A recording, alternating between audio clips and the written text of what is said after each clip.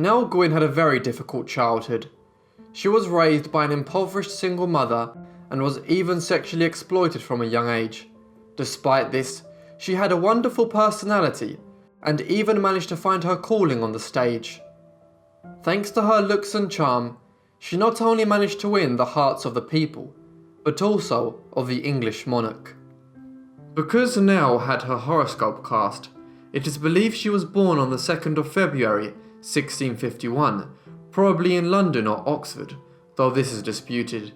She was the younger daughter of Helena Smith.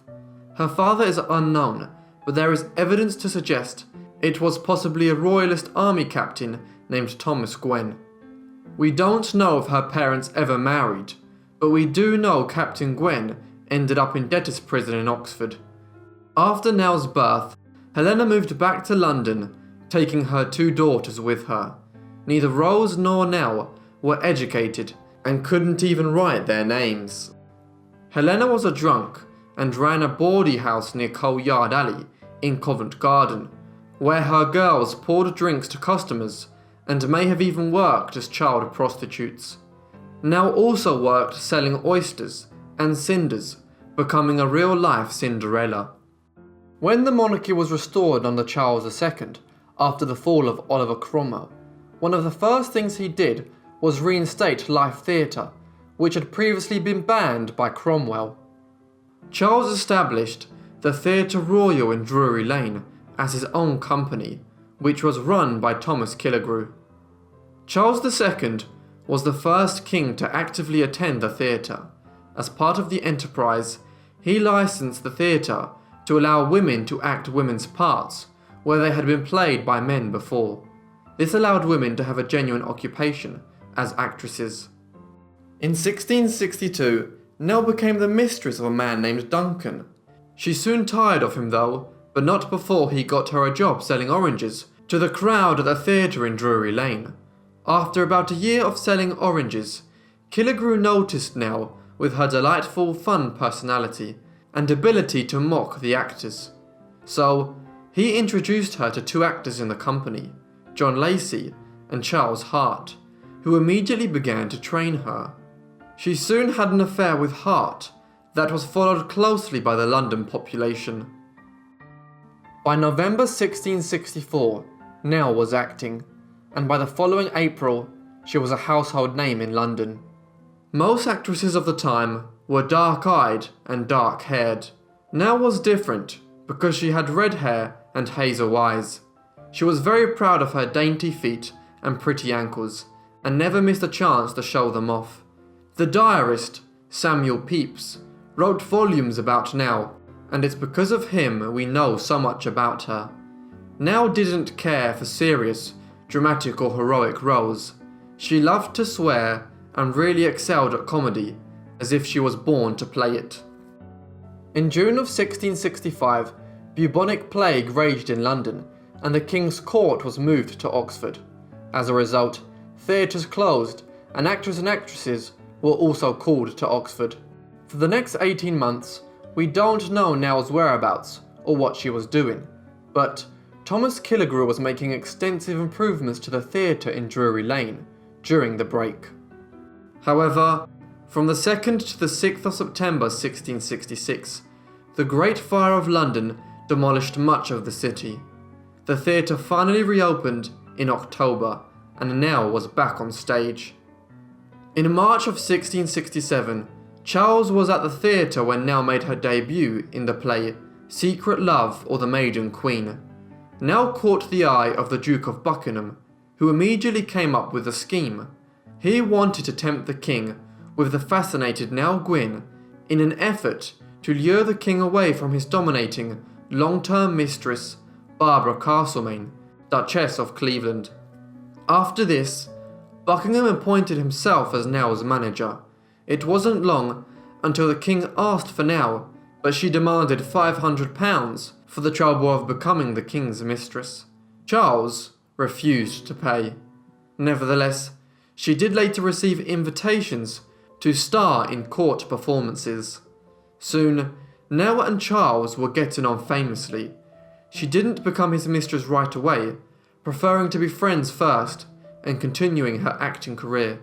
Eventually she relented, but remained on stage for 3 more years. Finally, Nell established herself as the king's country mistress, and even taught him how to fish. By the spring of 1669, they would attend horse races at Newmarket, which they did for the next 14 years. Later, Charles commissioned Christopher Wren to build a large house for himself and a modest house for Nell in Newmarket. 2 other retreats visited by Nell and the king were a house in Bagnage near King's Cross and Windsor. On summer mornings, they would swim in the Fleet River, which was a tributary of the Thames.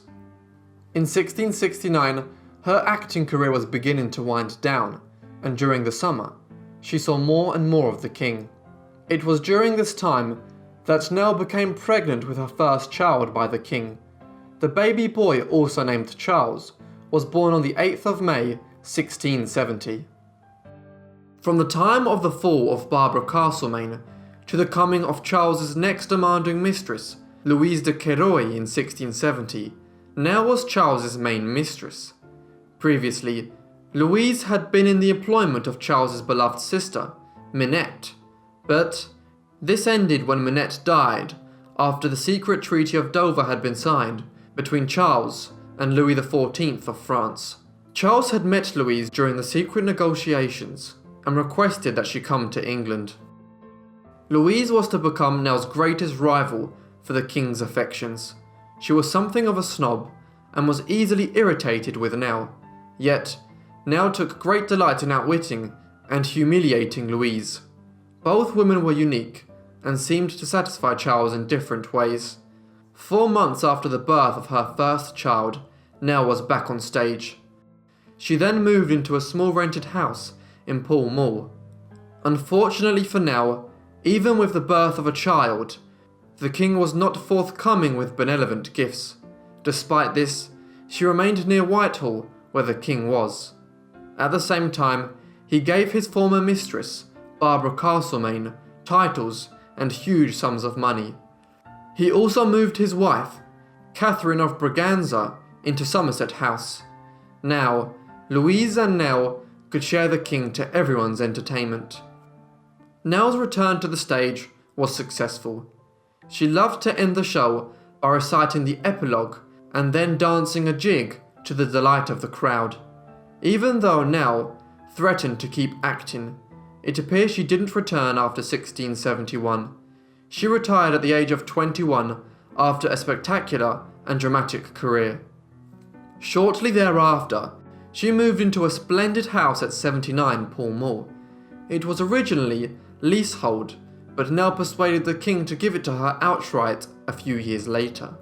The house had a fair garden that was next to St. James's Park and was close to Whitehall, which could be seen in the distance. Thus, she and the king could remain close. On Christmas Day 1671, Nell gave birth to her second son, James, named after the king's brother.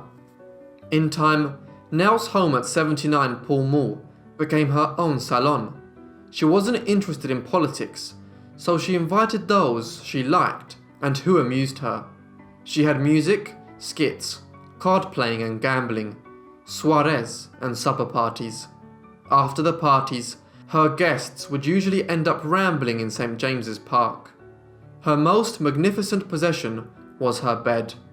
It was fashioned from Nell's favourite metal and was designed by Nell herself. The 4-poster ornate bedstead included figures representing Nell and Charles, which were made of silver. She was very proud of her petticoats and loved showing them off. It's also been noted that she liked to dress in men's clothing. Nell was known to frequently travel around town in her coach, where people would greet her and wave to her. Locals loved her so much that they would often leave flowers by her doorstep. Furthermore, she loved to attend the theatre and keep up with her old friends. At times, she was even invited to state dinners. In December 1675, Hortense Mancini, Duchess of Mazarin, the last of Charles's great mistresses, arrived at court. She eclipsed Louise, basically driving her from court. Hortense was Nell's new rival for the king's affections. Finally, in December 1676, Charles named Nell's eldest son, Baron Headington and Earl of Burford. He then gave the two boys the surname Beauclerk. In 1677, several attempts were made to lure Nell back to the theatre, but she refused. Sadly, in January 1679, her house in Pall Mall was burgled and much of her silver stolen. In June of the same year, she sent her youngest son James to Paris for his education. Tragically, the following year her mother died in a drowning accident. Not long after, more bad news came, as the first signs of a long deterioration of the king's health started to show, with his first attack of ague. In the spring, Nell fell off a horse at Newmarket, and, at the age of 30, libels began to riot of the loss of her looks. In May of 1680, Nell fell seriously ill, probably of gonorrhea or syphilis, and Charles had another attack of ague. About a month later, she learned of the death of her son, James, in Paris. Charles made a gift to her of Burford House near Windsor, and soon after, she began remodelling. From 1681 until the king's death, Nell led a quiet country life at Burford House and followed the king and the court as it travelled. As time passed, Charles's health declined. He suffered from venereal diseases, and the prescribed panacea at the time was treatment with mercury. In January 1684, the king made their son Charles Duke of St. Albans. Charles II also had plans to make Nell Countess of Greenwich, but it never happened.